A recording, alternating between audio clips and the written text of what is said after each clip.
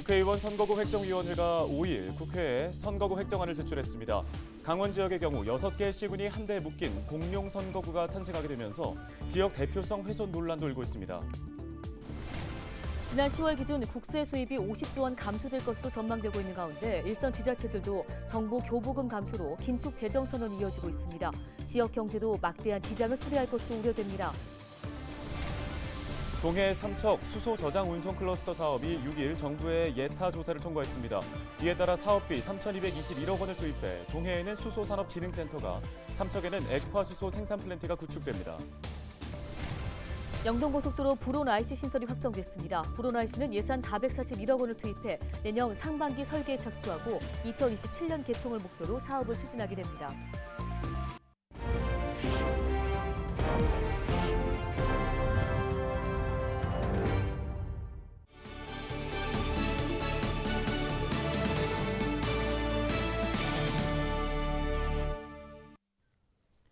시청자 여러분 안녕하십니까? 헬로티비 뉴스입니다. 지난 10월 기준 정부의 국세 수입 재추계 결과 50조 원이 감소했다는 결과가 발표됐습니다. 국세 감소는 지방교부세 축소로 이어지고 있는데요. 네, 문제는 내년도 지방자치단체들의 사업 차질이 우려되고 있습니다. 당장 강원자치도를 비롯해 일선 시군들도 긴축 재정이 불가피한 상황인데요. 박건상 기자가 보도합니다. 원주시의회 예산결산특별위원회, 집행부에 대한 예산심의에서 의원들의 질타가 이어집니다. 그렇지만 시기가 적절하지 않다. 좀 잘 이렇게 됐을 때 분배 있게 춘천이나 강릉보다 배정을 좀 많이 해서 평년에 이렇게 했으면은 지금쯤은 춘천이나 강릉에 대한 데이터로 갖고 들어오지 않을 거다 예상을 하는 거예요. 근데 그동안들은 그렇게 잘 못하다가 빠듯한 시 예산으로 인해 이번 예산 심의는 더욱 치열한 모습입니다. 원주시는 내년도 지방교부세가 당초 예산 대비 600억 원이 넘게 줄어들 것으로 예상하고 있습니다. 원주시의회는 안 그래도 부족한 살림살이에 불필요한 예산 사용을 경계하고 있습니다. 특히 원주 지역 외에 사용되는 예산에 민감한 반응입니다. 민생 예산을 지키기 위해서라도 소비성 예산인 축제 예산 같은 것들을 좀 줄이려고 하는 노력도 필요할 것이고, 예산 중에서 그 원주시 외 지역으로다가 나가는 예산들, 소모되는 예산들 같은 경우는 좀 재검토가 좀 필요하지 않을까 그렇게 생각을 하고 있습니다. 횡성군도 500억 원이 넘는 지방교부세가 감액될 것으로 예상되면서 긴축재정 운영이 불가피할 전망입니다. 역대 최대의 지방교부세가 이제 감소가 돼서 여러 어려움이 큽니다. 그렇지만 우리 횡성군에서는 그동안의 세출 예산 구조를 좀 재구성해서 특히나 지역경제 활성화와 관련된 그런 예산, 투자 예산, 그리고 취약계층들이 생활 안정을 취할 수 있는 복지 서비스 예산에 대해서는 더 강화해서 횡성군은 400개가 넘는 지방 보조금 사업에 대해 성과 평가를 거쳐 미흡한 사업은 과감하게 폐지할 계획입니다. 강원자치도 예산도 사정은 마찬가지입니다. 정부의 지방교부세와 지방세 감소로 3천억 원이 넘는 세수 감소가 예상되고 있습니다. 다만 강원자치도의 예산 규모는 소폭 상승했습니다. 기초연금과 생계급여, 어르신 일자리 사업 등에서 1,500억 원가량 증가했기 때문입니다. 도는 부족한 예산으로 채무 발행이 불가피한 상황이지만 외부 차입이 아닌 도 내부 기금을 활용해 자체 해결도 염두에 두고 있습니다. 일선 지자체들도 강원자치도와 같이 자체 기금을 적절하게 활용할 계획이지만 정부 교부금이 큰 폭으로 줄면서 필수적인 사업을 제외하고는 소극적인 예산 집행이 불가피할 전망입니다. 지역 경제에 먹거름이 몰려오고 있습니다. 헬로티비 뉴스 박건상입니다.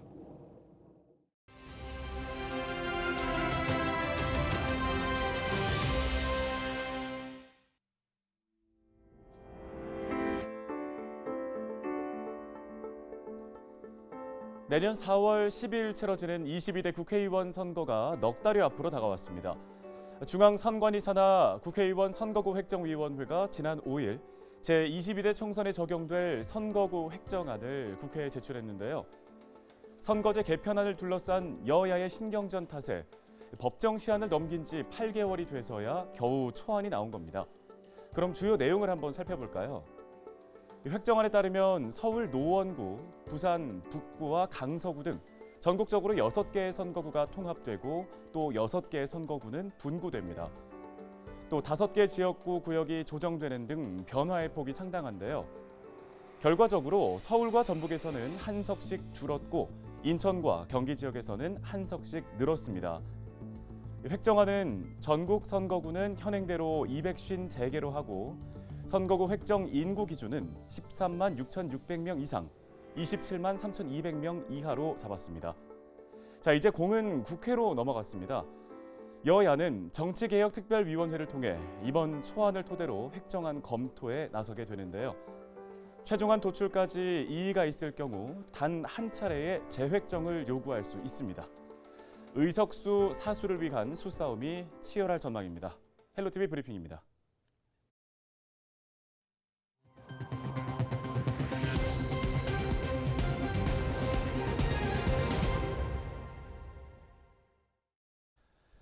네, 앞서 브리핑에서 전해드린 것처럼 지난 5일 국회에 선거구 획정안이 제출된 가운데 강원 지역 정치권의 반발이 거셉니다. 네, 지난 21대 국회의원 선거에서 서울에서만 49명의 국회의원이 나왔는데요.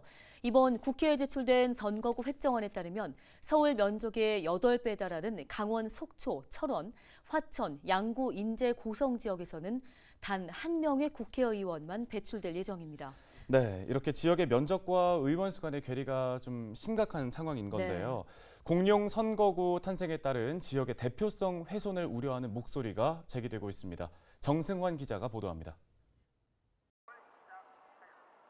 현행 기준 강원자치도 국회의원 선거구는 모두 8곳입니다. 국회의원 선거구 획정위원회가 국회에 제출한 획정안에 따르면 선거구 조정이 이뤄지는 곳은 이 중 4곳에 달합니다. 지난 21대 국회의원 선거에서 기형적으로 분리됐던 춘천 지역은 갑을 지역으로 단독 분구됩니다. 대신 철원과 화천, 양구, 인제는 속초, 고성과 한 선거구로 묶였고 양양 지역은 강릉과 양양 선거구로 통합됐습니다. 획정위안에 따르면 무려 6개 시군을 하나로 묶은 공룡 선거구가 탄생하는데 지역 대표성 훼손을 우려하는 목소리가 나옵니다. 이동하는데 뭐 거의 반나절 걸리고 이렇게 될 수밖에 없어요. 이렇다면 지역 대표성이라고 얘기하는 지역 대표성이 과연 그러한 거대 지역에서 제대로 발휘될 수 있는가? 그거는 의문이 될 수밖에 없죠. 속초와 철원, 화천과 양구, 인제, 고성 등 6개 시군을 묶은 선거구 면적은 4,872제곱킬로미터에 달합니다. 서울 면적인 605제곱킬로미터의 8배 수준입니다. 강원도 정치권은 선거구 획정위의 이번 획정안은 지리적 생활적 특성을 무시한 결정이라고 비판했습니다. 지역구 관리와 민의 수렴이 전혀 될 수 없는 기형적 공룡 선거구의 탄생은 문제가 있다고 생각을 합니다. 기형적인 춘천 갑을 선거구를 온전하게 분구한 것은 환영할 일이나 6개의 시군을 묶은 괴물 선거구를 제안한 것은 전형적인 탁상 행정의 다만 지역 정치권은 현재 제출된 선거구 획정안이 그대로 적용될 가능성은 낮게 보고 있습니다. 국회 심사 과정에서 선거구가 추가 조정될 가능성이 크기 때문입니다. 선거구 획정안은 국회의 검토와 의결을 거쳐 최종 확정됩니다. 헬로티비 뉴스 정승환입니다. 동해 삼척 수소 저장 운송 클러스터가 6일 정부의 예비 타당성 조사를 통과했습니다. 동해 삼척 수소 저장 운송 클러스터는 강원자치도 3대 전략 사업 가운데 최대 규모로 사업비 3,221억 원이 투입됩니다. 이에 따라 동해시 북평 제2산업단지에는 수소산업진흥센터가 구축되고 삼척 호산항 LNG 기지에는 액화수소 생산 플랜트가 구축될 예정입니다. 영동고속도로 브로나이시 신설이 확정되면서 2027년 개통이 될 예정입니다. 이에 따라 오는 7일 박정하 의원과 한국도로공사는 영동고속도로 브로나이시 설치 운영사업 시행을 위한 협약을 체결합니다. 브로나이시는 예산 441억 원을 투입해 내년 상반기 설계에 착수해 오는 2027년 개통됩니다.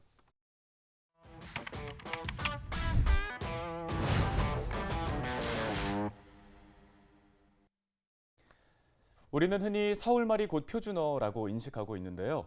실제로 표준어 사정 원칙 제1장 제1항에는 표준어는 교양 있는 사람들이 두루 쓰는 현대 서울말로 정함을 원칙으로 한다고 규정돼 있습니다. 네, 표준어로 통용되는 서울말, 그럼 과거에는 어땠을까요?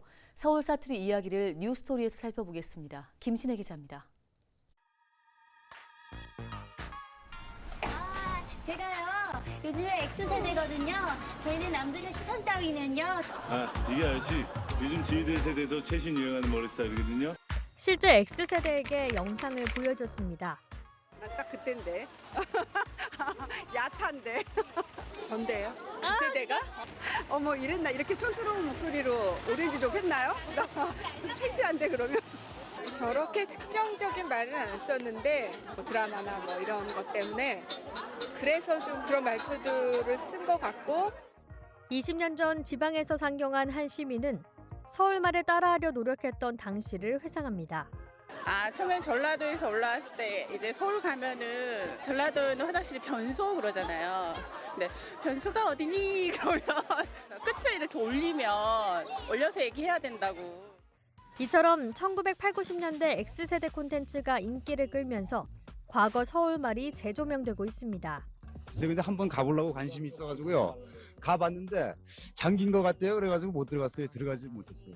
그렇지만은 남은 기간에도 더 열심히 허들링 연습을 하고 또 거리지도 약간 모자르거든요. 매번 보는데요. 줄 것도 없고요. 뭐 그 정도면 됐다고 생각해요. 남들이 다 그렇게 있기 때문에요. 안 입으면 좀 뒤처지거든. 당시 X세대들도 지금은 어색하게 느끼는 과거 서울말에 대해 서울 방언을 오랫동안 연구해온 교수님께 물어봤습니다. 지금 말이랑 다르네라고 느끼는 건 대체로 억양 부분인 것 같습니다. 두 가지 가능성이 있는 것 같습니다. 실제로 그 당시에는 지금과 억양이 좀 달랐다. 두 번째는 아무래도 방송 인터뷰나 이런 건 굉장히 드문 경우이기 때문에 그런 긴장에서 나온 좀 부자연스러운 억양이 아닌가. 물론 당시 인터뷰에는 서울말의 특징이 담겨 있습니다. 이런 말들이 그에 해당하는데요. 한번 가보려고 관심이 있어가지고요. 가봤는데 잠긴 것 같대요. 매번 보는데요. 줄 것도 없고요. 안 입으면 좀 뒤처지거든. 현재도 쓰는 말들입니다. 그렇다면 진짜 서울 사투리라는 게 있을까요? 유필재 교수는 대부분이 서울 사람이었던 1930년대 이전에는 사투리적인 요소가 많았다고 말합니다. 원래 서울 방언은 긴 소리와 짧은 소리를 분명하게 구분합니다. 예를 들면 눈이 하면 영어의 I란 뜻이고요. 눈이라고 하면 영어의 snow란 뜻입니다. 두 번째로 현재는 거의 없어졌지만 원래 서울 방언에서는 이른바 어이의 이와 아이의 에를 구분합니다. 그래서 유에 해당되는 것은 네 거, 아이에 해당되는 것은 내 거, 이렇게 해서 분명하게 두 모음을 구별해서 발음하고 있습니다. 이외에 현재 서울말에서는 부터 표준어와 비슷한 형태가 됐습니다만 원래 서울 방언에서는 뭐뭐 버텀, 뭐뭐 부텀 이런 식의 형태를 쓰는 경우도 있고요. 이외에도 당시에는 어디까지가 어디 꺼정으로, 의문형 무엇mu엇 어요는 무엇무엇 우, 실어는 시려로 두루 쓰였는데요. 시간이 지나면서 이제는 거의 쓰이지 않습니다. 이처럼 현대 서울말은 6.25 전쟁과 산업화 시대 이촌향도 현상 등으로 다양한 지역 사람들이 서울에 모이면서 점차 표준화됐습니다. 시대에 따라 조금씩 달라진 서울말, 앞으로 또 바뀌게 될까요?